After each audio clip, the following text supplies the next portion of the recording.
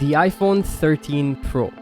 Now this is an iPhone that I've kind of been looking forward to because of some major improvements.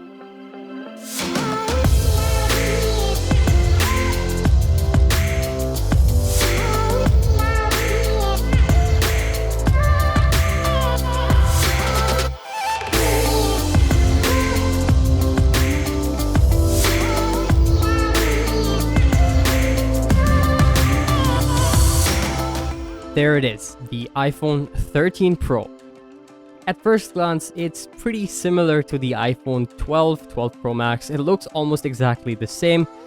But when it comes to the feel, the main place I felt the difference was the weight. It's a fair bit heavier than the previous generation because of that much bigger battery.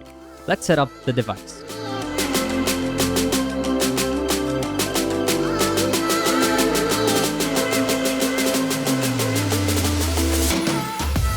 There it is, side by side with my iPhone 12 mini, which was my previous daily driver. And after setting it up and the way it copies all your data, it's like you never changed your phone. Feels exactly the same. Now the phone in hand feels really nice. It's got a very premium feel to it, just like every other Apple device, but the camera bumps are really massive. And the reason for this is a fair bit of improvements in the camera under the hood. So you get a much bigger camera sensor as well as bigger aperture to allow a lot more light in. So photography and video on this should be top notch. Let's take a look at the specs. The lens at the very top is the 12 megapixel 3x telephoto. Then underneath that, you get the 12 megapixel f1.5 wide lens. And lastly, we have the 12 megapixel ultra wide angle lens f1.8. So allows a lot more light in.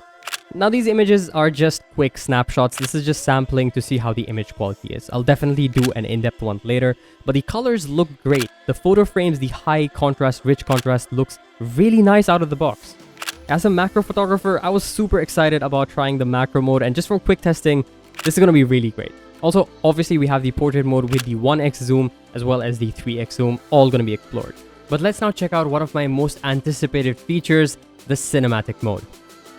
Now, just from my first testing, I was pretty impressed. I mean, I really expected much worse performance because I thought it's a very new feature and it won't do it well.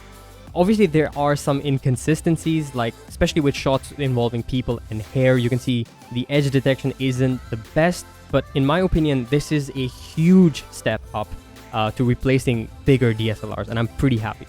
But I do want to push this to its breaking point in the full review.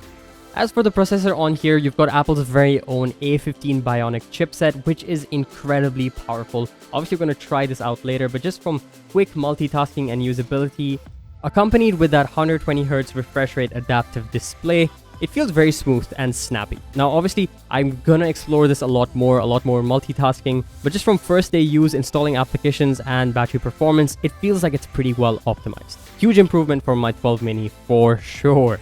Now, the notch obviously also got a little bit smaller, but not by much, and you don't really gain much back.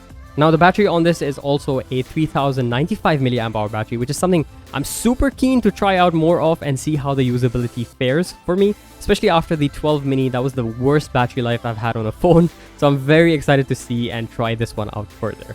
Obviously, guys, this is just a first impressions video. This is just my first thoughts after unboxing it. I'm going to be comparing it to the Vivo X70 Pro for the camera side of things because they're very similar, might be the best of both worlds. So definitely check that out when it's out.